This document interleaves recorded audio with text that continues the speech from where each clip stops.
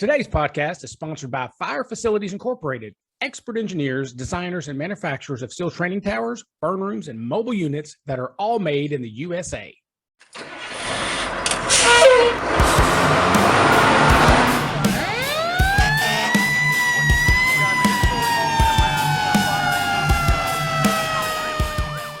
Welcome back to 3-Point Firefighter. Today's guest is Adam Neff.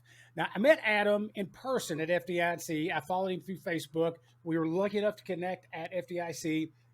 One of those guys you just fall in love with right off the bat. But right now, Adam Neff currently serves as the Assistant Chief of Training and Operations at the Nixa Fire Protection District in Southwest Missouri. His fire service career started 28 years ago, as did mine, but not as a cadet volunteer like you. You still love going to fires. That is evident by your cool mustache. You've worked your way up through all the ranks from firefighter, driver, operator, to company officer, to battalion chief, to now your assistant chief. Let's see. Okay, now, I know you're not real big on education, so there's not a lot to say about that, except that, let's see, you have a CFO designation from the Center of Public Safety. You have an associate's degree in fire service administration. You have a bachelor's degree in business management, and I think that's all the degrees you have. Oh, wait, there's more. You got a master's degree in emergency services management, and that's it. Oh, wait, there's another master's degree in clinical mental health. You started the Ozark Mountain F.O.O.L.S. You also are the founder of the Springfield Area Memorial Climb. And also, you didn't write it in here, but clearly you do not sleep. You're a vampire, is the way I'm seeing it. That's the only way to get this shit done. Brother Neff, it's so good to have you on. Thanks. I appreciate the compliment. And just for a point of clarification, I was one of the founding members of the Ozark Mountain F.O.O.L.S chapter, one of the original founding members. So I don't want there to be a misrepresentation with my brothers here in Southwest Missouri. So, but to be fair, since I said it on my podcast, it has to be true. So okay, I'm not going to argue around with you. Fake news, right? Right, that's right. That's right. That's so true. I apologize. You are the founding. Adam is the founding member of the Ozark Mountain F.O.O.L.S. Boom. Better. Yeah, there was 13 of us total that started that chapter many years ago. Lucky 13. The lucky 13. Yeah. Well, yeah. I like to start off as much as I can. I want to know what got you in the fire service. I see that you were a cadet volunteer, but what made Adam Neff wake up one day and say, first, I'm going to have a mustache that rivals Goldfeder, Dave Mellon, all the good ones, and be a firefighter? What was that? Ironically enough, my mother got me into the fire service. She worked, I was raised in a single parent home, and she worked overnights at a factory and got her EMT license as to get her out of the factory, and then realized she couldn't raise two boys on a EMT salary in the late 80s, early 90s.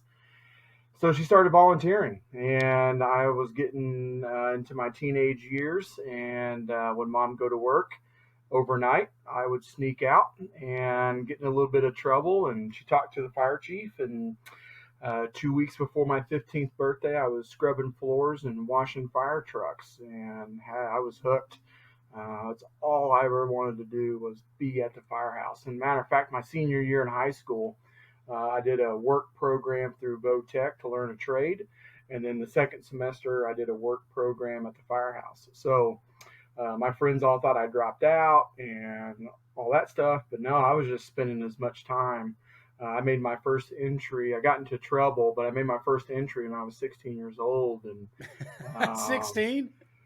Yeah, I was more scared of the fire chief when he found out. It was just kind of the right place at the right time, and didn't know anything back then, but I was pretty well off kitchen fire, and I just humped hose and did what I was told. And yeah, and I was fortunate enough, right after my 21st birthday, I was hired by the same department. We had 6 full-time firefighters at the time, 2 per shift, and did the driver operator thing for about 5 years and got promoted to captain. We passed a big tax levy and just continued to grow, and did 5-6 years as a company officer and got promoted to battalion chief, did 8 years in the battalion, and then 2018 and got promoted to promoted to the desk. And I don't know if that's really true or not, but yeah, I love the fire service. I love what I do. So, Well, yeah. a couple things. First, you look way too young to have achieved all that. So that's awesome. Two, I, like you, love the fire service. Some people that I work with, although they're good firefighters and all that stuff, they call me a nerd, and me and a couple other guys, they call us nerds. And they mean it as an insult. I take it as the greatest compliment you can give me because I truly, with all my heart, love the fire service. And I love every firefighter I meet. I love every fire station I go into. But I'll tell you something. You kind of triggered a memory for me. Not really a memory, but sort of when you were talking. I think it is to this day, 28 years later, it is so cool to say the phrase "going to the firehouse." You know, like I like sometimes I got to go on a weekend to pick stuff out of my office. I got to swing by the firehouse, and my brain, I'll go, "Isn't that cool to say that you work at a firehouse?" It's just I love Yeah. the firehouse that much that things like that kind of trip me up, and I'm like, "Oh man, I just love this fucking job." It's. I always Yeah. say I feel bad for fighter pilots and astronauts because they couldn't be firefighters. Yeah. Well, I think ironically enough, and kind of through this realization through education and whatnot, that I found out that I'm really a relationship type individual. Like I enjoy the interaction with people, and when I go to the firehouse, I sometimes leave stuff in my office and need to run to the office or run to work real quick or run to the firehouse, and I'll still sit there and I'll visit with the crew that's working. May only be for a few minutes, but I make it a point to seek them out. And every night when I leave the office, I swing by the crew because we share the headquarters stations, also one of our staff stations, and I always make it a point to stop in, tell the guys have a good night, see you on the big one, just that typical, leaving remarks, and we will bust chops, and I'm like, hey, hope you guys have a quiet night, don't turn a wheel, and Jinx that them, kind of stuff, jinx and them, jinx right? them, yeah. And they know if it's a good one, then I'm going to be there too. So it's all good. That's awesome. I've had a couple people ask me, and I've written a few articles on leadership, and I struggled to try to understand leadership. And this whole podcast came out of an article I wrote in my journey to understand the foundation for leadership. It finally hit me. It's exampleship. You got to be a good Yeah. example. That's as a starting point is the whole idea of the Right. article. And so I had a pyramid of exampleship: pride, training, physical fitness, which is where 3-point firefighter started. Um, and I think you've got the pride part down, right? And I know you got the training part down. So you said something earlier before we started recording, and I wanted to tell you real quick. I'm really big into higher education. I didn't. I barely finished high school. I had to go to summer school 3 years in a row to barely finish, and I'm pretty sure because I was a class clown that they just kicked me out. Basically, said, just give him a fucking diploma. He's not going to go anywhere. And but yeah, you also said you don't need any of that stuff to do this job and do it well earlier. But that was my journey. So when I went back to school, um, my situation was this. Um, there was a promotion I really went for, and I went for hard. Now, at the time, my department, they would post stuff and say, "Hey, you want to be a captain? Give us a piece of paper saying you want to be a captain." That was all that was involved. Yeah. So I made a fake, not a fake resume. I made a short resume, and I went to on my days off. I went to all the majors. I went to all the chiefs, and I made them interview me, and I didn't get the job. I kind of knew I wasn't going to get the job, but anyway, um, I was that when I found out I didn't get that job. I was sitting there talking to my wife. I was complaining like a firefighter does, and I said, "I will have a damn college degree before I ever get promoted." And the very next day, I enrolled in college, and I got my associates, and then I got my bachelor's. So I believe in higher education overall, but do you have to have it in the fire service? I think it's a great benefit, especially in the chief officer status. Why don't you tell me a little bit about your journey? Because I mean, 2 masters is nothing to joke about, and your masters, both your masters, are so different. Tell me how you got there. Yeah. My educational journey really started off in the purest fire service um motivation. I was going to get paid more money if I had a degree, right? We do an education incentive. So I thought, well, I'll go get my associates. there's a local college that partners up, so I get credit for some of my certificates that I got through the extension office at the university. So really before even any really of the online stuff that we know of now that existed. And I didn't even open most of my textbooks. I never even opened because I couldn't find value in what I was doing at school. And I always believed, well, I'll get more money for the textbook if I sell it back unopened. And my wife's like, you'd actually do pretty good if you had applied yourself. You never even opened the textbook, and you're already, a B average student. And Without opening a textbook? Without even opening the textbook. Jeez.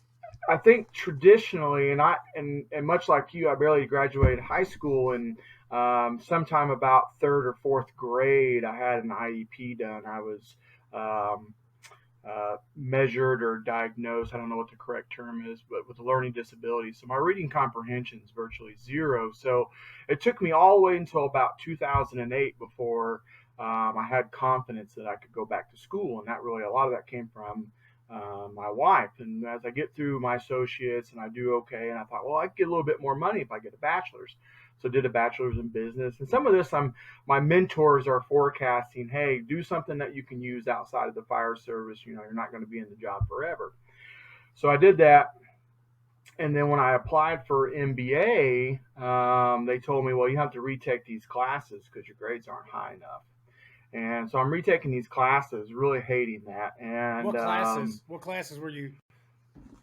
Oh, we'll go like statistics, and I can't honestly really. It was probably some college algebra or something like that, right? And so I'm like, why am I doing an MBA when if I'm going to do a master's, it's got to be in something that I love. So that's why I did the emergency services management. And at the end of my bachelor's, getting ready for an MBA, I finally started taking multiple classes and applying myself. And believe it or not, I was successful. So I couldn't use the excuse anymore that I just don't take tests well. And as I communicated with other people and started realizing for myself is, well, what is it about the test that you don't do well?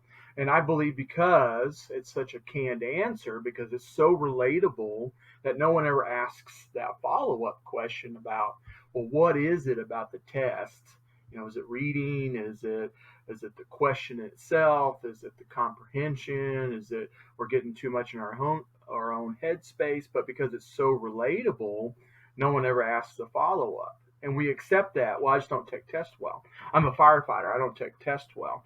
Okay, so it's usually comes down to that lack of preparation. So at the end of my bachelor's degree, I'm doubling up classes so I can be done getting ready for the my MBA, and then I realized I don't want to do an MBA. That's fucking terrible. I want to do something that I love doing in the fire service. And so I did two master graduate level classes. I was still on shift at that point. So the schedule was really conducive to doing online and writing papers. And next thing you know, I'm like reading stuff, and I have for myself figured out how I learn. And it's not taking notes. It's not the traditional way of learning. I found my style. And then after that, it just opened up. I couldn't absorb enough information, not only about the job, but from outside. I was looking outside of our industry, and through that process, I was asked to be a part of this National Society of Leadership and Success. And I'm like, in true cynicism form, I was like, they're wanting more money from me. The school's wanting more money from me. I'm not doing this bullshit. And I kind of looked into it, and then the next thing you know, I accept the nomination, I paid my money, and I enrolled in this process, and I started a lunch and learn cohort with people that I knew that were experts in their own fields, right? And we would meet like once a month, and we'd talk about what they're doing in their industry, what I'm doing in mine. How can we help each other out? And the next thing you know, this network continues to grow, and all at the same time, In 2013, I started the Springfield area memorial stair climb. It's a memorial climb that we do to honor those that were killed in 9/11 through the National Fallen Firefighters Foundation. I'm just doing all this stuff, right? And got my master's degree, and I'm done. I don't know what else there is to do. I got to ask, I got to interrupt you. You said something I Yeah, got to know. You said basically you found out how you learned, and then you couldn't really absorb enough. How do you yeah. learn? What is it that makes you learn different? So I've kind of stumbled onto the fact that I'm pretty intuitive. That's how I was able to kind of get through some of those earlier degree programs without really having to dive too much into the book. I can take what the instructor's saying, the bits and pieces that I'm learning, and I can make those connections, right? I'm very analytical in that, in my empathetic approach with people. And I have a philosophy when I interact with people that if you have a certain body language or maybe it's a look or whatever, the one of the things that I adopted from a mentor of mine, a professor of mine in school was say what you see and see what you get. So if there's something that looks a little, so instead of avoiding stuff, I'll just ask them, right? So in that same conceptual idea, the way I learn is if the assignment was, I don't know, list, 5 different therapy um, modalities on treating people with general anxiety disorder, right? So I could go through that and instead of reading it word for word, I could take the context or the intention of the subject of the modality, and then I could apply it both from experiences I've had in the fire service and experiences I've had elsewhere. And that's instead of having to read 190 pages, because anybody who's done any schoolwork, there is so much reading involved, especially if you're doing online, which both of my graduate degrees were strictly online. There's really no one that bounce it off. Am I going the right way? Right. Am I understanding this correctly? You just put yourself out there and you're either successful or you're not. And I think the confidence that the fire service gives me is that because we win a lot. I mean, we win every time we get on the truck. And even if the patient doesn't survive, I can compartmentalize and give you 10 things that we did correctly where we won. We turned out quick. We had all of our protocols done. We, pulled the hose line, whatever the case may be. And so I would just put my stuff out there. It's like good grade, bad grade. It really didn't matter to me because I did my best work. So really, that's, I took you around the world for a very short answer, but the reality of it is that I had the confidence that one, I was smart enough, and two, I also accepted the fact that it's not going to look like my wife is super intelligent, got her own master's degree, and she and I learn very differently, and I can't learn how she does. You have to slow it down. You have to make it a little simpler for me. So when I started seeing clients and stuff, as a practitioner, as a clinician, Now wait a minute. I was So like, now, how? when I interrupted you before, you had just finished your master's degree in emergency service management.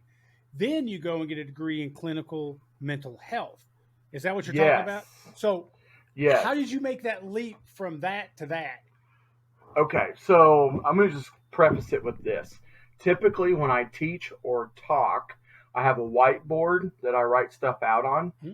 And it's not for you to understand, it's to make sure that I stay on track because I have so much stuff going on that as you see, I can jump around a whole bunch. But so I'm somewhat egotistical in my approach to my job, and egotistical is probably not the right word. Confident, right? So if you were my company officer or firefighter that you were struggling with a performance issue, then you and I would have a conversation, and I'm confident that we could put things into practice that would help you improve, your performance, right?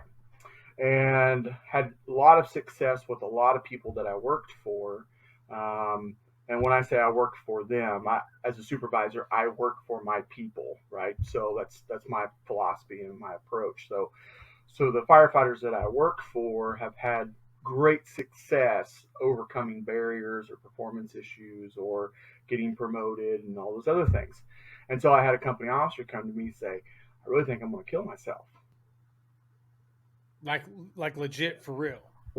Like legit for real. And that kind of stopped me in my tracks. And we were kind of talking, and he says, when we just got done with our annual hazmat physicals, and that's usually the only doctor any of us ever see, right? And he says, yeah, I told the doc this during the physical, and he literally pulled out his suicide risk assessment card, checked all the boxes, and told my my guy that he probably should go see somebody, and then sent him on his way. So that kind of put me on this path of going, well, God, it hadn't even been thought about. I mean, it wasn't even, we different articles and different things, but really this is 2015, 2016, somewhere in that time frame. So mental health, particularly in the fire service, was just kind of scraping the surface. There wasn't a whole lot of people talking about it. I didn't know what to do. Just sitting in that space with that individual going, well, I'm the guy that's supposed to be like, confide in me. We'll work through the shit. I've been on shift a long time, and I don't know what to do. I don't have policies and procedures. I don't know what to do. Fuck. So that really fucked me up for a long time, and mostly because I want to be right. That's that internal drive and passion, and to whatever anybody wants me to be, and that's unrealistic, right? But if I can be there and be something or do something for somebody, then I want to be the guy, right? Mm-hmm. You need help moving, you know what? Fuck you, I'm not helping you move. But if you need a couple bucks, I'll give you a couple bucks. No, I'm just teasing. So fuck yeah, I kind of started. So I really kind of set on a path of how I can find resources and how can I, this is a weak area. This isn't, I can't drill on this enough. I can't practice mask up drills with gloves on to get better at handling my firefighters' mental health issues, right? And I work for a small department. We've got 3 staff stations, 10 guys on a shift plus the battalion. So I found the class. It was Preventing Secondary Trauma for First Responders. It was a train-the-trainer class. It was put on by the state of Missouri's mental health, some really smart people out of the Kansas City area, which is about 4 hours away from me. And I signed up to take this class. And out of the 3 years they did that train-the-trainer in the state of Missouri, I was the only firefighter in the whole state that had started and finished that class. And it was such a heavy mental fatiguing class that's why guys started and then didn't come back, because it's so heavy that they'd actually do 2 days and then they'd take 30 days off and you'd come back and finish it. And then the more I got involved with that and getting involved with some peer stuff, I had some my own mental health shit that I was trying to deal with that kind of got uncovered in all this. I thought, you know what, I kind of like this and I think I can be really good at it. So I found an online accredited mental health college, and the rest, they say, is history. Ironically enough, because I'm a fireman and I don't know any better, I applied at Northwestern. I don't know if you're familiar with Northwestern, but it's a Big Ten school. Oh, yeah. And I'm just looking for online schools, and I applied. And I come out, and I tell my wife, and I said, hey, great news. I found this place that I applied at. They waived the application fee. I'm like, score, save $100, right? And she's like, where did you apply at? And I said, I don't know, someplace up around Chicago. So if I got to go to campus, I'm 8 hours away. It's not that big of a deal. And she's like, Chicago. I'm like, yeah, it's like Northwestern, I think. She's like, you're an idiot. And I'm like, what? And she's like, I don't want you to get your feelings hurt or anything, but don't be surprised if they don't call you. So she's kind of telling me, and I'm like, I'm a fireman. I'll do whatever I want, right?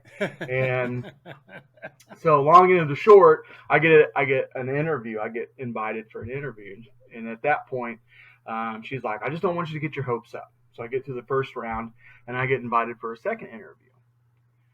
Now this is all new to me, right? I'm like, I pay my money, I go to school. I don't know what the big deal is, and apparently not at Northwestern. And so at this point, my wife's like, if anybody's going to get accepted to Northwestern, it'll be you. And we were watching Step Brothers, and it was during the movie Step Brothers that I realized how prestigious Northwestern was, because he was talking about, Brennan's stepdad, did his degree at Northwestern and then went to John Tompkins. But anyways, it was Step Brothers that I realized. And long into the short, it was an online program, but you had to be there scheduled every day for class, and it wouldn't have worked with my schedule anyways, even if I got accepted. But I didn't get accepted, and I ended up going to Walden, all online, for-profit school. They had an accredited program, and yeah, like 192 credit hours later, I had my second in 1,000 hours of clinical time. I had my second master's in clinical mental health, and once I graduated, I had to take a national counseling exam, which is an ocean of information for a puddle of a test. Brutal test, worst test I've ever taken in my life. You think National Registry is bad? This thing makes National Registry look like nothing. And I passed that, applied for state licensing. So currently I'm a psychotherapist for a local counseling company called Beyond Healing, and where I see clients in the evenings and on the weekends. So. Wow. Now, are you focused more on the fire service or first responder side of it, or is it just about anybody?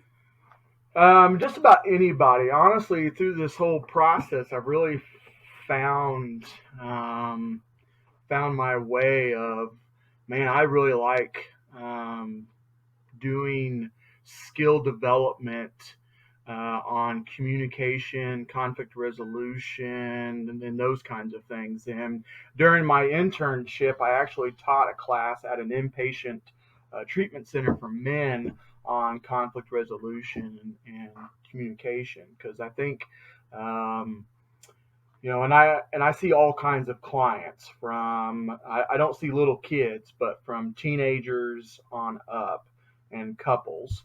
And really, I mean, the goal is I wish I could just solely see firefighters, military, police officers, that kind of stuff.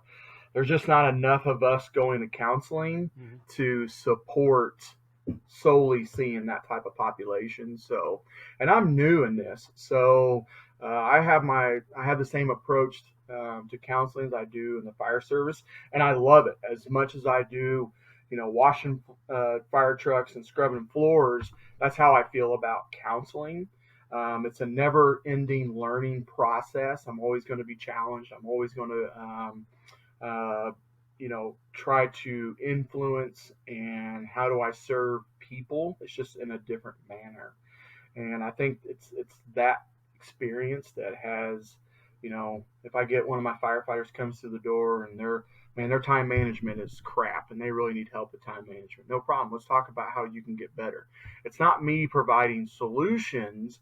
It's me helping you identify what's going to be successful for you. And through that process is, identified an OVS program. It's ownership, value, sustainability. So, kind of transitioned at some point, as we talked earlier talked about FDIC and that experience. But really that I think we can be probably more successful, not only in our professional lives, but as well as our personal lives, if we're better communicators, if we really kind of get more in tune and in touch with ourselves. Not to be too touchy-feelies. I don't have the finger symbols out just yet, but I think there's a lot of that we can benefit from, not only in the firehouse, but also just interacting with people, right? It's been great. I got thankfully the 1,000 hours of clinical time I did for my degree doesn't count for state licensing, so I get to make up those 3,000 hours um, from starting from scratch. And yeah, so it's great. When it comes to mental health in the fire service, I know when I got in, you really didn't talk a whole lot about it. And also that you were told, at least I was told, never take it home. You leave it here. And I sort of followed that. But I can be a very emotional person. So when I did make those runs, I wanted to talk about it. And I did. I couldn't. I Right, tried. There's one I always bring up on this podcast where made a horrible wreck, and then I went to the senior man after we got back, and I wanted to talk about it, but all I could say was, "Man, that was fucked up." And he said, "Yep," and he right, walked away.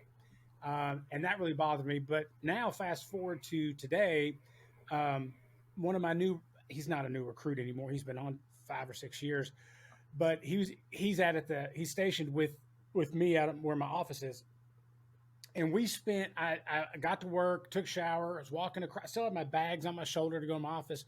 And me and him started talking about runs and how it affects us, and how in yeah, 6 years he's seen a lot of things, and things I sat there for an hour, hour and a half just talking to this guy and telling him, you know, what broke my heart, what's hard to carry. And he did the same thing. And, right, like for me, like people that are my friends that know I'm a firefighter, especially when I first met them, they're like, well, tell me about the worst thing you saw. And I'm like, I gotta be honest with you, it's not what you think. The trauma and the car wrecks, that's not the worst thing. It's the emotional. yeah, The blood and guts doesn't bother me because it doesn't seem real to me. It doesn't. I don't know what it is, if that's a gift or a curse with me, but yeah, uh, the emotional. So I tell the story of the story that I tell them, and they all go, "Really? That's what bothers you?"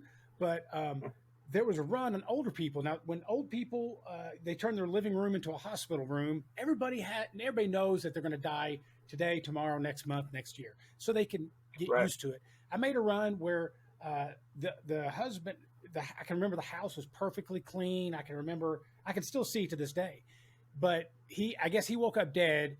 She found him, called us.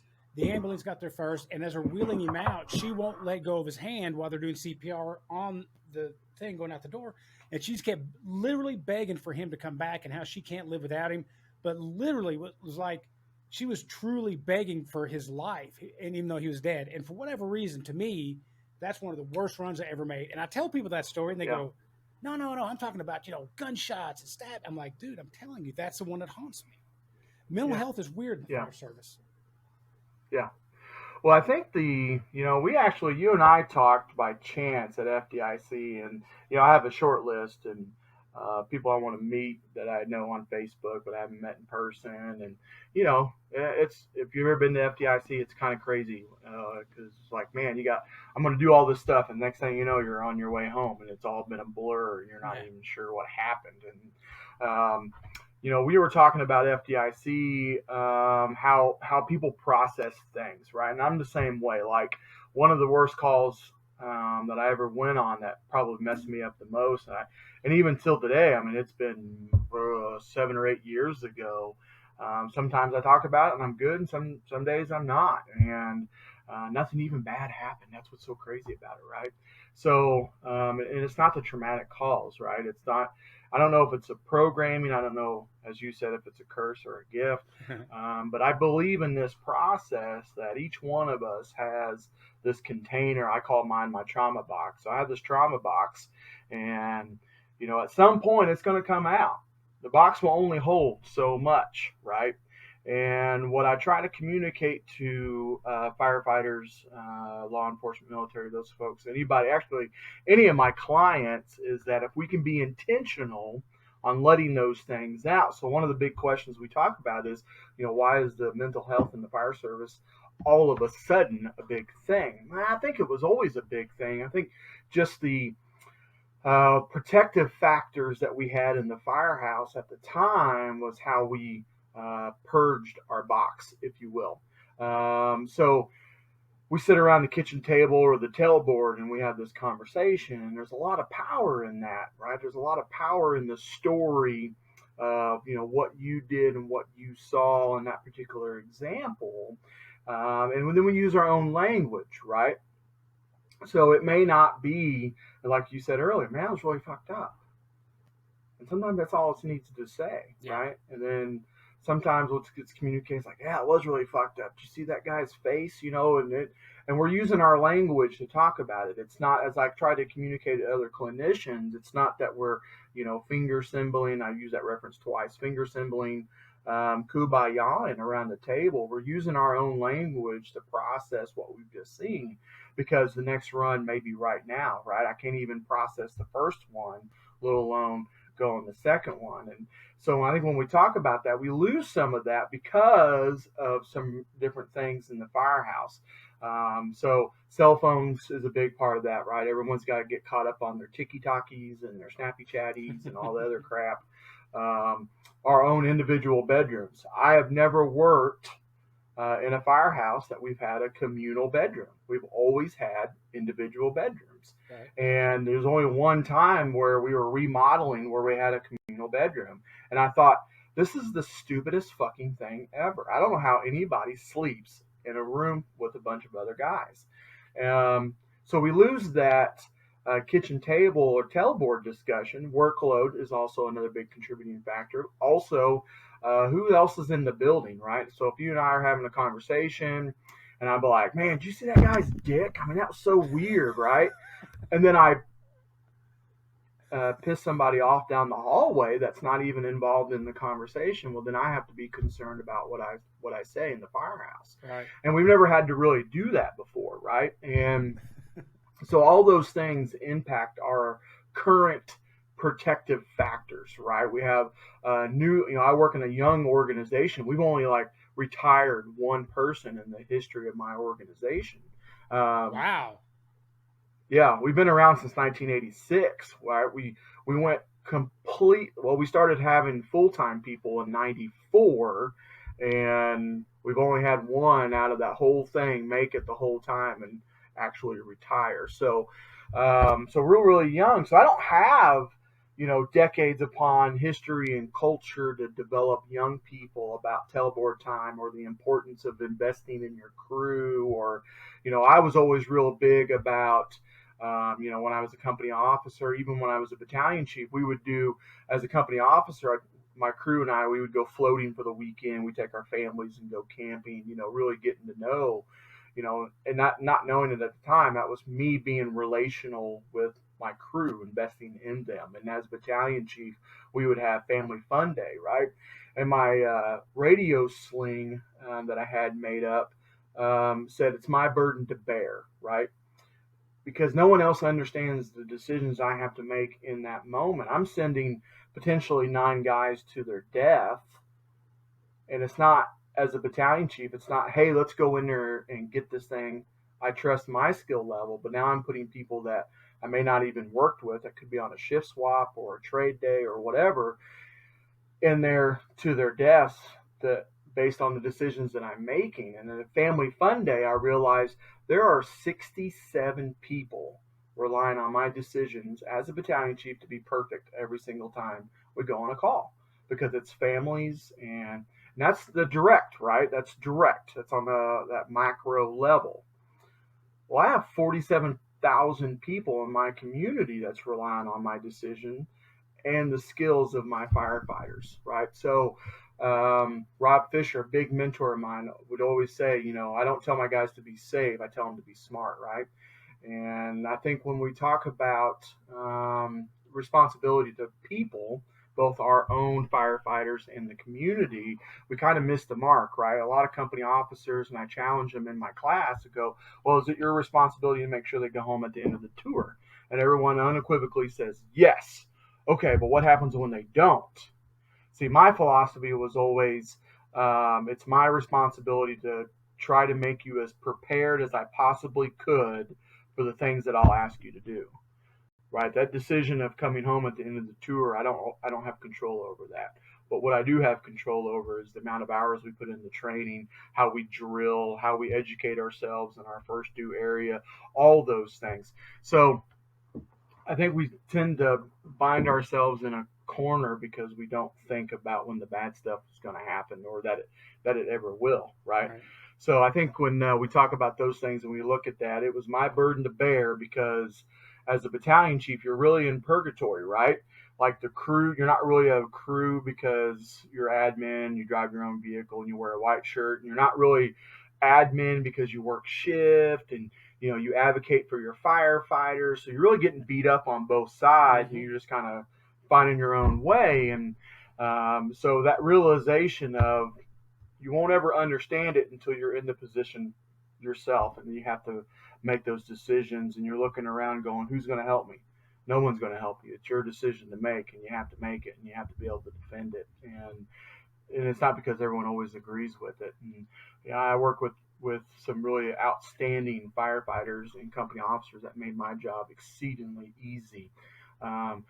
And also made it difficult and challenging because those are the guys that are a little rougher around the edges, and I was okay with that. I'll answer for that kind of bullshit. But when the work came time to work, I felt good. I felt good with the decisions I was making because the people that I worked with and trained with and spent time with, we had built trust not only in the firehouse, but we built it on the training ground, and then it showed on the fire ground. So I don't even know where we were at or what we were talking about. I just kind of got on a rant. So. Sorry about that. I just kind of came back into consciousness, and I'm like, what the fuck were you talking about? I have no idea. So I was enjoying the ride. I don't know what the fuck we were talking about. Yeah. I was along for the ride, brother. I love it. I think maybe mental health or learning. I'm not sure, but I think it was fuck moving. I think you say fuck you. Yeah. I got a little bit of my firefighter came out. Sorry about that. Well, I should have said earlier. I don't on my it's a fairly clean podcast. I don't like saying damn, fuck, shit, motherfucker, mother, damn, fuck, shit, pussy, fart. None of that. I won't tolerate it, and so I should probably put that out there. Well, you didn't say cockwaffle, so I think we're okay. No, cockwaffle's good because I think that's in the Bible. Oh, okay. We're good. Okay. I'm gonna ask you something else. All right, I could talk to you mental health all day. I really could because I think it's overlooked in the fire service. I really truly do. I'm starting to see more puffs of smoke coming out of the eaves, like PTSD and the communications, and then having health experts.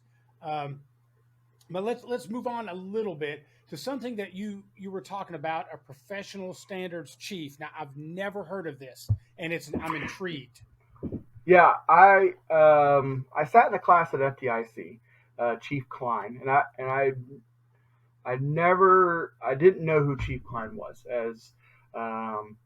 and I felt really dumb afterwards. And I'll tell you a funny story, and I hope he listens. I don't know if he does or not, but Chief Klein is out of South Carolina, and forgive me, I forget the department name, but he presents at FDIC, and he's from what I interpreted, like an old school FDIC guy. Been in the job for like 40 plus years. I mean, and I was amazed. The way he controlled the room, it was honestly the only class at FDIC that I sat through the whole class.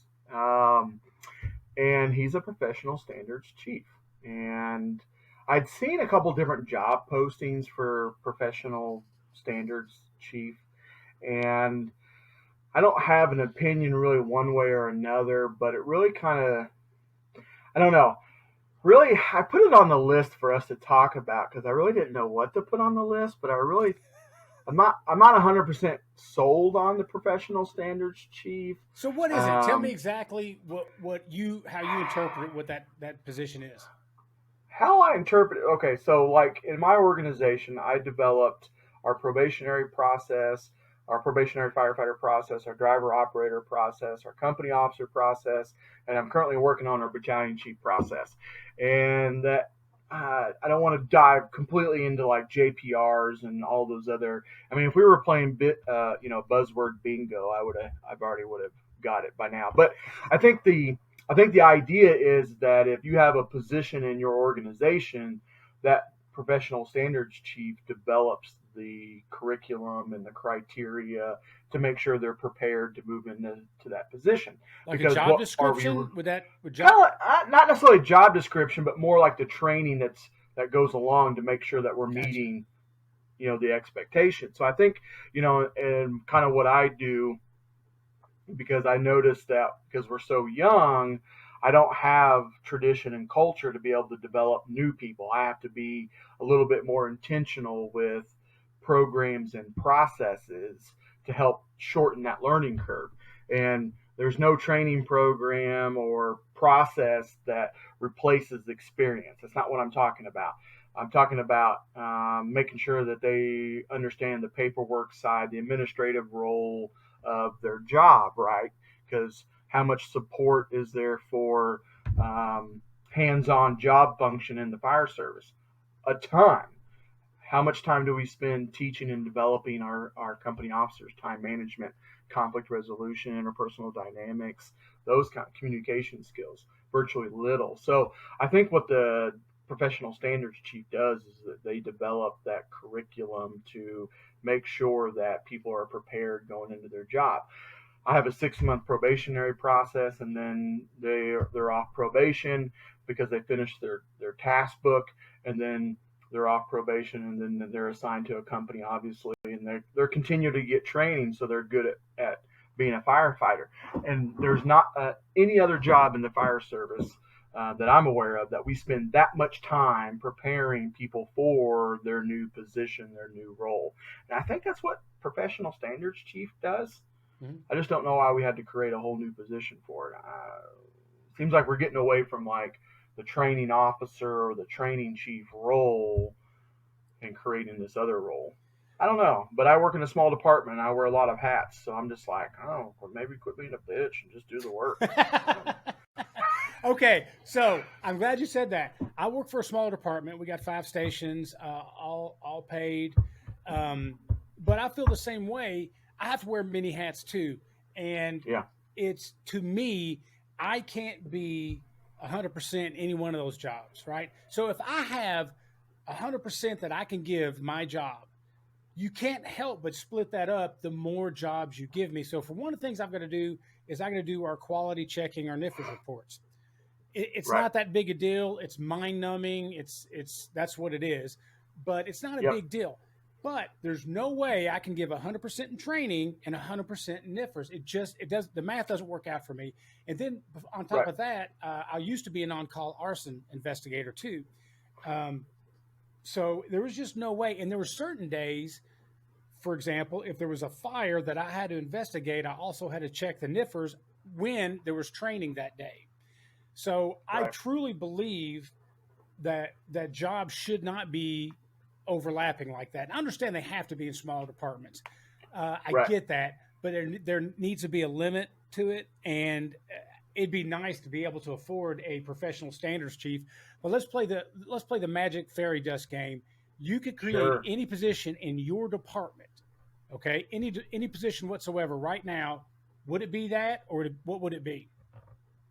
Originally, when I was promoted in 2018, I was promoted to a newly created position of training chief, and I was training. And then when the chief retired, that was our first retiree, the new chief come in, and I've known the current chief for my entire career. I got additional duties assigned, operations. So if I was to do it again, if the magic fairy dust, I wouldn't do professional standards. I would split the training and ops like it was before. Mm-hmm. There was some restructuring done. We added a health and safety officer. Duties were already overloaded to some extent because we're trying to grow, we're trying to be professional, all those other things. So I think right to what you said, something's got to give. I can't do ops and training equally of the attention that it needs. Right. So still progressing on the things that I wanted to do when I promoted, but it's just taking longer to get there. Plus COVID and all other stuff. But for me in that question, it would be to have another chief officer position to be able to just do ops, do ops, just do training.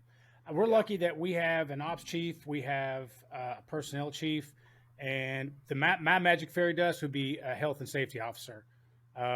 For not just mental health, obviously, but cancer and physical fitness, all that stuff. That's what I'd like to be. See, but again, in a small department, if you create that position in 1 year, what's that person going to be doing? Oh, also, we're going to need you to take care of company inspections, or you're going to be our quartermaster out too. And it's I understand you're limited on money. I get that stuff, but at some point, if you're going to apply all those layers to one position, then just expect less. You're just going to have to expect less. Yeah. Something's got to give. My humble The opinion. timeline definitely gets longer on those things. And when I was thinking about something when you said about mental health and suicide and stuff, just to kind of circle back briefly. Sure. Suicide is bad. I'm not saying that it's not, but I think we have a lot of guys suffering by not being present, right? So whatever happened on their shift day, they get home, they're still carrying it around. They're not at home with their family. They're thinking about their previous shift. So I don't want to take away anything about the severity or how bad suicide is, because it is. But I also think we have way more people suffering. I have an article that I'm writing on now that I'm working on. I'm not ready to put it out to the world yet, but I'll give you the title. It's a penthouse letter. I never thought it would happen to me. Quite. Okay. Not I didn't. quite. I was thinking about, what was the other one? Was it Harry Beaver? Was that Hustler? Anyways. I put it out there. I love Adam Neff. I just love him. Yeah. I think so the title is, I didn't even know I had a mental health problem until someone told me. And because I thought it was normal to sleep 3 hours a night. I thought it was normal to be thinking about the job beyond the nerd level, right? And until I started interacting a lot with outside of the fire service people, none of that's normal, right? I think about some monumental things that happen in my family's life. My kid graduating, grade school, going into junior high, or a significant birthday. I was there. I know I was there. I've seen the pictures, but I just don't remember it, right? And some of that I'll chalk up to bad memory, but some of it was, how much of that was I preoccupied? How much of that was my box full with other stuff that I couldn't be present? So I think, healthy boundaries is so critical for this. And I think a lot of people, particularly those of us in small departments, and my department's fully paid as well, when it used to be coming up, it's like, oh, the guys that weren't sacrificing every day, picking up all the overtime, those types of guys. If you're not one of those guys, then you're not made for this job. And I don't know, maybe they had it worked out perfectly, and we're the ones that were the suckers for missing out on things and whatnot. I don't know, but some of that, shifted that focus when I was thinking about suicide and mental health in the fire service. I think we have a lot of guys and girls that are suffering by not being present when they're off duty, right? They're so focused still on the job. They're still carrying around that stuff. They don't have healthy outlets to, process stuff. So anyways. I told you I had that conversation a couple of days ago with a guy that's been on 6 years. And I was telling him, I don't know a lot about PTSD, but I know if I sit down, and I've done this before, I've sat down and I try to write out how many runs I've made, runs that I remember in 28 years. And that's 2 continents, 3 states, civilian and military. Thousands. I could remember maybe 15. And then, so where it worries me, though, is something will trigger a run that I made, but all the runs that it triggers are horrible, horrible runs. And as soon as it comes into my head, it almost instantly goes away. Right. Yeah. And that's but I told him, I said, I don't know if I'm doing it right or I'm doing it wrong. I feel fine. And, is my brain, is one day after I retire, 10 years after I retire, I'm going to have a mental breakdown through all this shit? Or is my brain, running high function going, hey, we got this. You don't need to know about this. I don't know if it's a blessing or a curse. I really don't know. I just know that's what it is. Perspectively, some of those things that come in and go back out, right? Those don't have any juice left in them, right? Like you processed it out, you squeezed all the juice. I could be playing a video game with my kid and oh, it's a car wreck. That was really bad and that sucked. And right out, right? And we're not even doing anything associated that would trigger a memory like that. Things just pop in and pop out. And what I try to coach and get skill development in is instead of resistance, it's acceptance, right? I accept the fact that I've got that memory. Yep, that sucked. That was a bad call. And I'm on to something else, right? I'm not hanging it on. I just accept the fact that it sucked. Out the door. That thing doesn't have any juice. my call in 2015 that still messes me up. It still got juice in it, right? Mm-hmm. And for myself, I've sought mental health counseling myself. I've done EMDR, and it's helped me. It's helped me be able to label and manage my emotions, right? We can't control them, right? And if we do, let's just say we do for a second, we shut off, the disheartening, the sadness, right? Well, we also shut off the corresponding happiness. We don't get to choose. It does both, right? So we have to, that's part of that being present, right? If I'm compartmentalizing and I'm shutting everything down because it's bad, and right, well, what's the thing that triggers it to turn it back on? If I shut it off to go on this bad call, like I consciously say, I'm here to do the job. That's what they're paying me to do. They rely on me to be good at my skills. I can't think about what I'm looking at. I have to think about what I'm doing. Cool. We get done. What's for lunch? We go eat lunch. But at what point do you turn social skills back on? What point do you turn communication back on? What point do you turn joy, happiness, all those things back on? What's the trigger for that? We typically don't consciously say, now I'm going to be happy, right? So I think a lot of times we're really good about that compartmentalization. When we talk with new people going on significant calls, and we have a chaplain program, and chaplain's awesome, and I'm not a big religious guy, but I always communicate to the company officer, are you doing good? Yeah. What about your guy? That's his first, infant call or first child death call. Yeah, we'll talk to him, da-da-da-da-da. I'm like, we're going to make a call to the chaplain, just have him stop by, check in. And he's really good about, I was just in the neighborhood, thought I'd come by and see what's going on. And so he's really good about that, so no one knows that it's a trigger, right? But we have to be better at that, right? It's our responsibility that just because we got kicked off the end of the dock and we swam doesn't mean everybody does, or that was the way that it should have been done for us even. It's like saying I was beat as a kid, so I'm beating my kid because I turned out okay. Right. What? That doesn't make any sense, right? Yeah. So, I don't know. Hurt people. That's right. Yeah. That's right. Well, so let me ask you this. I want to end on something. Your class at FDIC this year, I didn't get to sit in on it. I hope you do it next year because I was definitely sitting in on it. It seemed amazing. Tell me the title of it and tell me about your class. So my class was How You Run Your Firehouse is How You Run Your Fire Scene. Mm-hmm. And it's a 4-hour to 6-hour class that I developed a couple years ago, really to talk about some of those things that we've been talking about. Communication, interpersonal dynamics, conflict resolution. We talk about the F word a lot. Feelings. Oh, okay. Yeah, well, feelings. Feelings, not it's a little different. And, what you may not know, and this is my first time presenting at FDIC. I've never gotten to do it before. I'm a 7 or 8 time loser with FDIC. Got rejected a whole bunch, and just keep putting myself out there, and they'll either get tired of me, and that'll be that, or I'll get to present. So I got to present. And really the classes are really about all these opportunities to win in the firehouse. Like if your firehouse is a shit show, then likely your company's a shit show, right? Like the fire ground doesn't go good either. Right. And there's so many ways to win in the firehouse that helps us, right? It's almost transcendent to the fire ground, right? So how can I give a company officer, a strategy or a tactic or an order and expect that it's going to be performed the way that I want it to be performed if there's not trust there? And how do we build trust?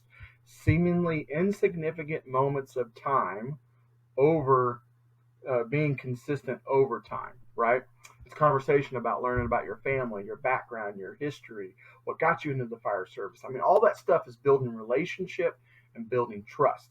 Little things equal big things, both good and bad. And one of the things that I like to do in the class is I got mixed reviews. I got great reviews. I had about 40 people in my class. But what I didn't communicate overtly, because I left all my notes that I've been using to teach this class the last 3 or 4 years in the hotel room, because I was amped up. To meet me. The night before. It was. It I was get it. even like, really? I don't even know if I want to teach a class. I it's wake all up Jake every Barnes. morning and I look in the mirror and I go, "Holy shit! I get to be Jake Barnes. It's awesome." I, I, I could actually, we could do a session if you wanted to talk about that. Hold on now. Hold on. I see what you did there, you Uh, some bitch. you so we really talk a lot about feelings and the fact that and we try to communicate as to why people do the things that they do. If you're my firefighter and I'm your company officer, I truly believe that you have the desire to show up every single day and to do the very best possible job that you can. And the whole class, every class I've ever taught goes, yeah, I believe that people show up to the firehouse to do the best job they can. Great. And if I, as a company officer, do my very best to communicate expectations, why do we have a miss? Why do you still miss? And why do I get frustrated? So when we talk about that kind of stuff, I use the story of my daughter when she was a toddler. Hey, you need to clean your room. Now my daughter has no desire other than to make dad proud. She's not out to get dad. She's not a chess player. She's a checker player, right? So she cleans her room. I come back, check on her. Man, the room looks great. And my daughter is beaming with pride because she knows dad's going to give her accolades and it's going to be great. Until I open the closet door and look underneath her bed, right? And we say that with as a relatable story because even if you don't have kids, you experience this yourself as a child.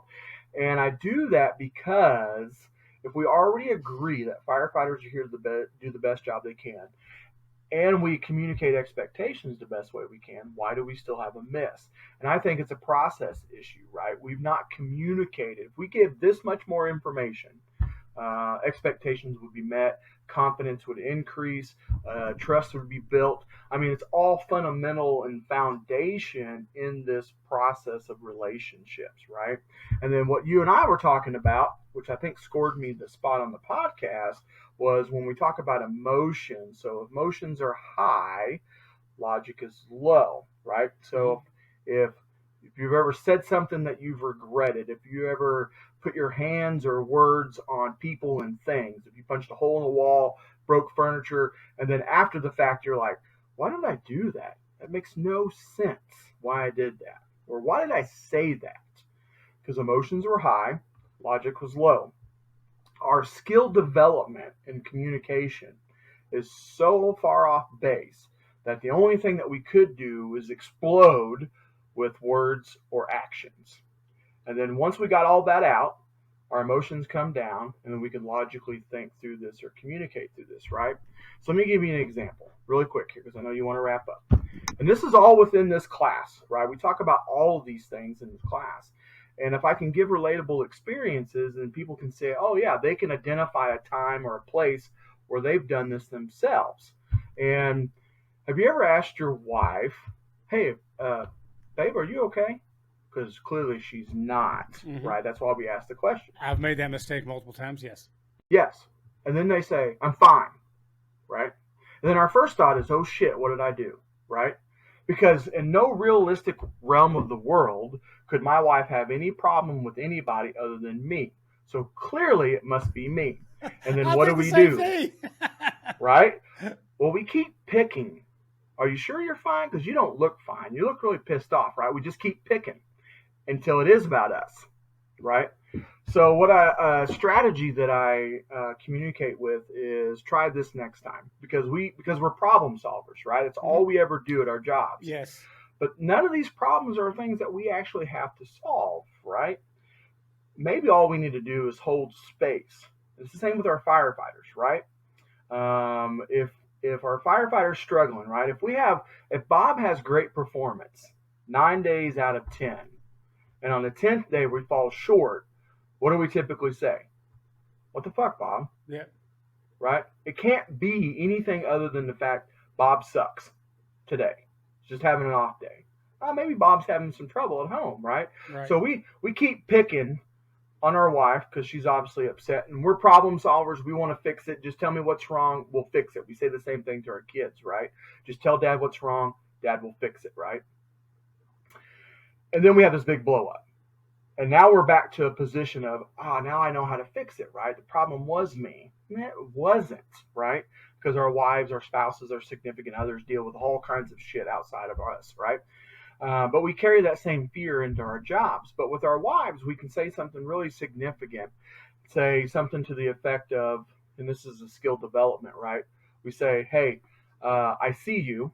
When you're ready to talk, I'm ready to listen. And then you just walk away.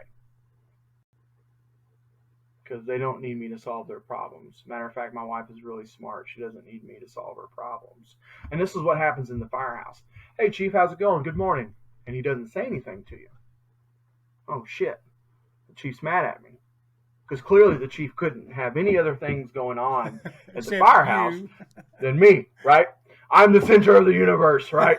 So what happens is we carry that anxiety around all day until we get to the end of the day where the Chief's getting ready to leave or we're getting ready to go do something, and we knock on the door. Hey, Chief, can I talk to you for a second? And you throw out some, kind of testing the waters. You throw out some bullshit type of conversation, and then you go, hey, just want to see if you were mad at me because I said hi to you this morning, told you good morning, but you didn't say anything back to me. I was just curious if it was something that I did.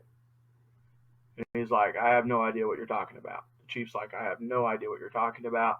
I'm doing budget proposal stuff. I've got CBA stuff. I've got whatever it is, right? But we've had this anxiety all day long because we think someone's mad at us because they didn't say hi to us. So really in this class is really talking about labeling our feelings, taking some of that power away, increasing our ability to communicate with others through active listening. And I'll shoot you a video about, it's not about the nail, but we're really good about listening to respond and to solve problems versus listening to hear. And then we also kind of wrap that up with having gratitude, right? So if I say, hey, and we did this in our correspondence, appreciate the opportunity to come on, right? And I've watched some of your other podcasts and it's like, hey, thanks for coming on. I really appreciate you. And then the other person says, hey, thanks for the opportunity. I really appreciate it, right? We're not okay. We're not programmed to say, you're welcome. Yeah. Right? We have to give, if we get gratitude, it feels weird. So we have to give it back. Right. Instead of just saying, thanks. Like it felt weird. You're reading through the bio that I sent you going, is this too pretentious? I don't even know if this is even good or what he wants. I don't know. I lost like 2 days of sleep over it. And was going to send you a different one. Like, hey, read this one instead. Right. And I'm like, you know what? It's okay. It's not that big of a deal. I recognized how I was feeling in that moment and I didn't need to do anything. Right. Because I'm probably, like a lot of people, are going to overthink it, right? They're going to think worse of it than anybody else will, too. Right. And Absolutely. I think when we were talking about mentorship, this is a part of mentorship that we're missing, right? That honest conversation about how we're doing with our feelings or the spaces that we're in. I had a company officer say I had to walk out into the bay because I didn't want my guys to see me mad.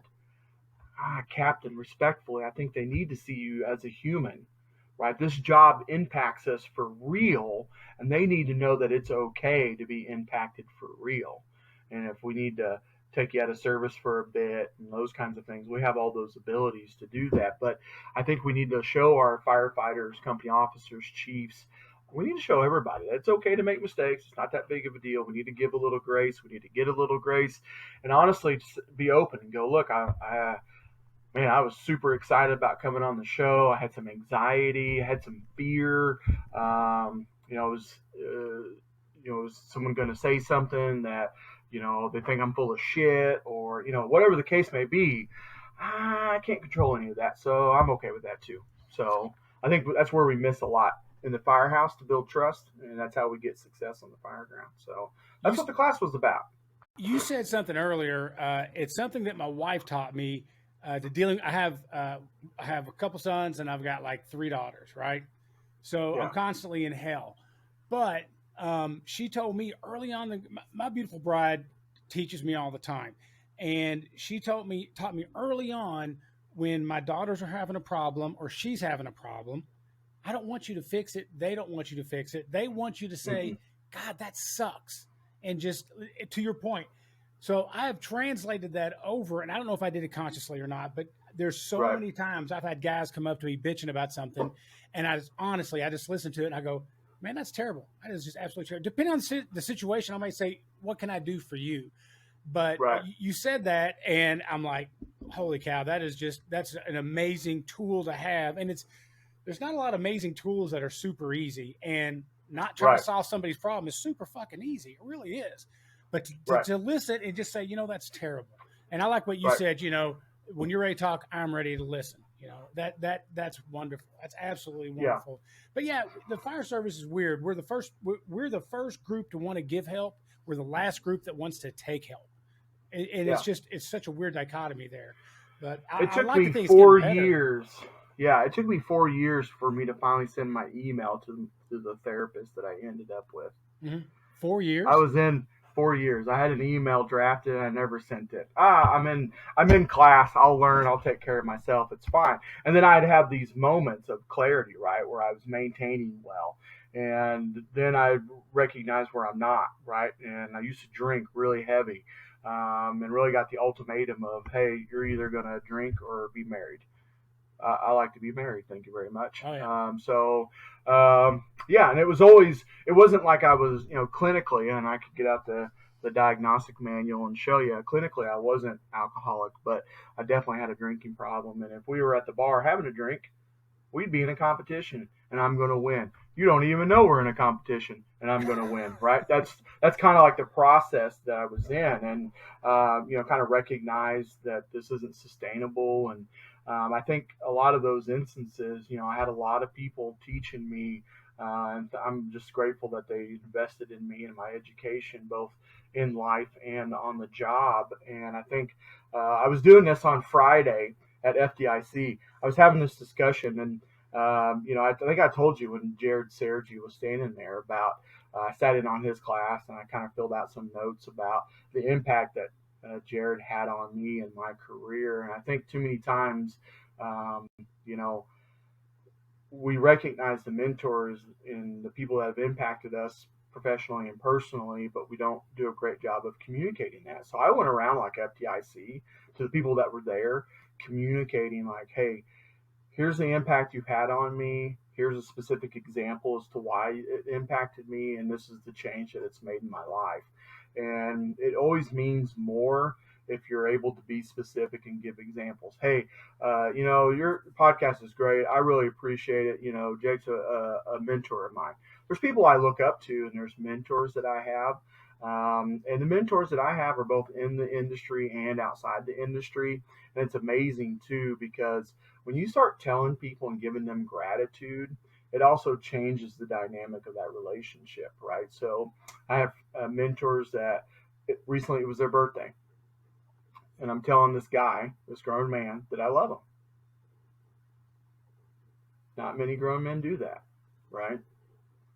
But the impact he's made on my life, both professionally and personally, I'm just so grateful. I don't have any other words other than to tell him that I love him. Right. And then I say the same thing to a female mentor of mine, who's not my wife, that I love her.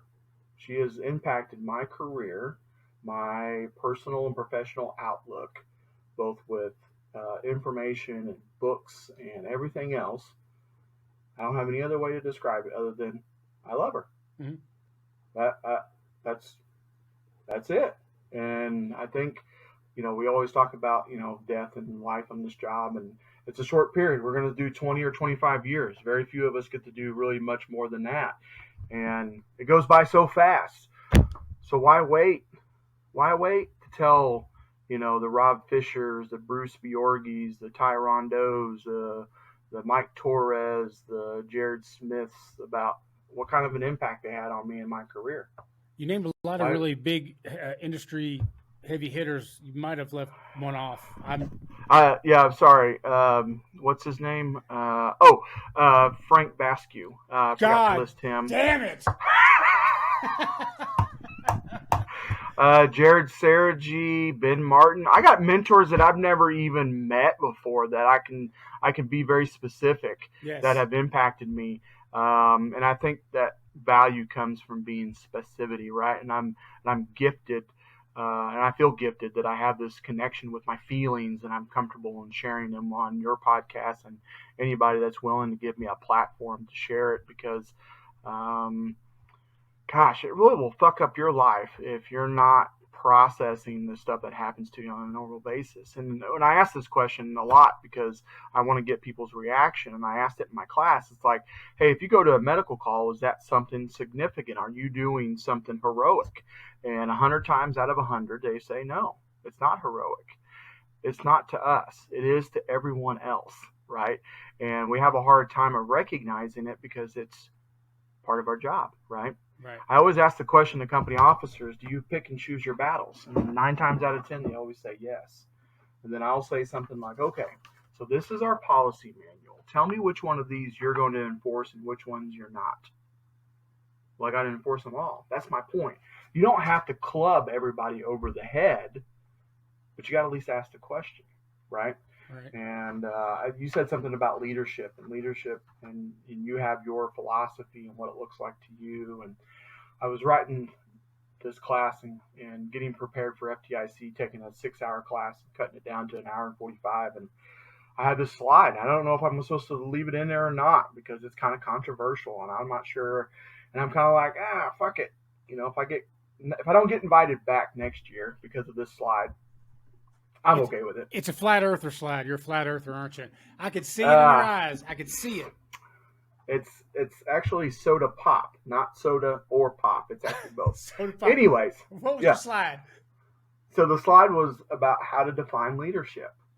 And I don't know how to define leadership, right? So my slide goes, definition of leadership.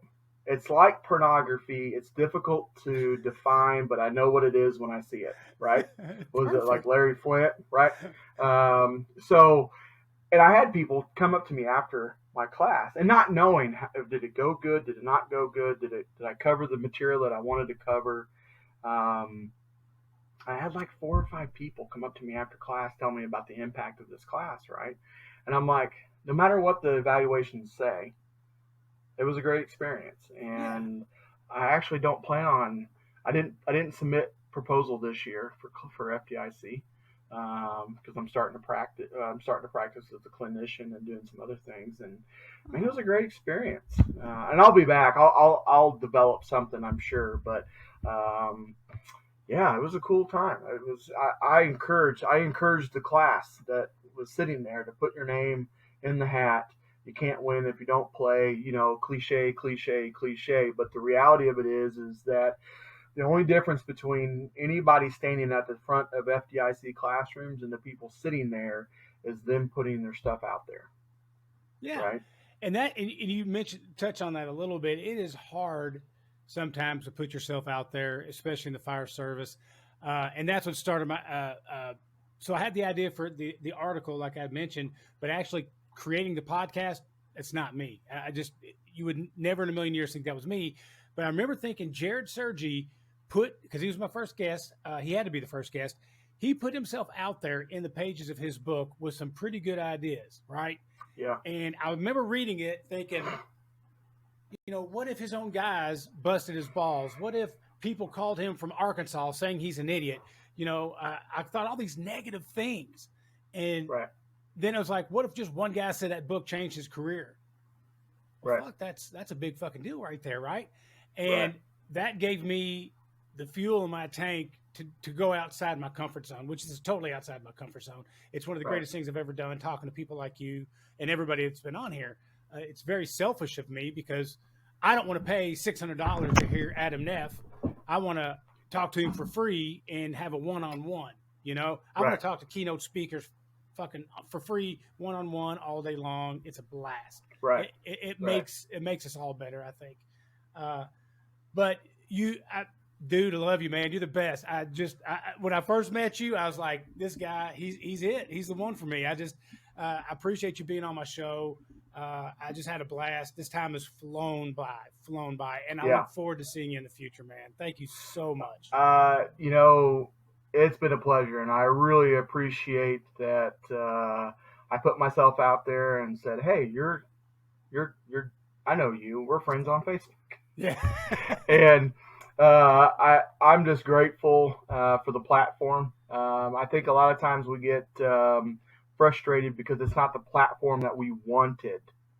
right? Yeah. Like Yeah. I put my name in the FDIC hat. I wasn't picked, so I'm not teaching anywhere. I'm not writing any articles. And the reality of it is we're given platforms every single day to promote our message, our vision, whatever it is that drives us. And we miss it sometimes, most of the time, because it's not the platform that we want, Right. right? It's the platform that's been given. Will I speak at a Rotary Club? Absolutely. You give me an opportunity, I'm going to speak. And I love it. I love talking about this job and how I do it, right? Right. I'm not Ray McCormick. I'm not Mike Dugan. I'm not man, Mark Von Oppen, Kurt. I mean, the list goes on and on and on. And the Dude, reality exactly. of it is, the reality of it is I'm not them. I'm me. And I can only do it the way that I do it. And you don't have to be from FDNY. You don't have to be, from a big name department to make an impact on this job. But it's nice to be part of the national conversation in our job. It 100%. really is. You could have the 100%. smallest voice ever, but you're in the show. It's an amazing opportunity. And I said this. I forget who I was talking to. I've had so many podcasts lately, but I was talking about legacy. And there's guys that come to work, they do their 20 years, and they're out the door. They don't go to conferences. Right. They don't, and that's fine. They come to work, they do their job. I get that. But their great grandparents or grandkids, when they are able to look back from Mars or whatever to see what their family did before, what are they going to see? Right? Right. So my great grandkids are going to see my passion for this job. They're going to know for a fact. They'll never have met me. They've only heard how weird I was, but they'll be able to see these videos, listen to these podcasts, and know how much passion I had for the job. Just like everybody else I talk to knows how much passion I have for the job. And like I said, it goes back to what I said in the beginning. They call me a fire nerd as an insult. They don't realize it's absolutely a compliment. I love my job. Yep. 100%. 100%. Best job in the world. Yep. Well, that and Pornhub, being like a director in a Pornhub movie, I think that'd be awesome. I'm not real big on smells, so I'm kind of. Well, that's the only thing that draws me to it is a good smell. I like the musk. I'm not gonna lie, I like the musk. Yeah. What is that? Sex Panther? I'm pretty sure that's what that is. Who farted? Is that a bag of corn chips on fire? Yeah. I don't know what that is. Brother, you have a good one. Good talking to you. Will do. Thanks for having me. See you, brother.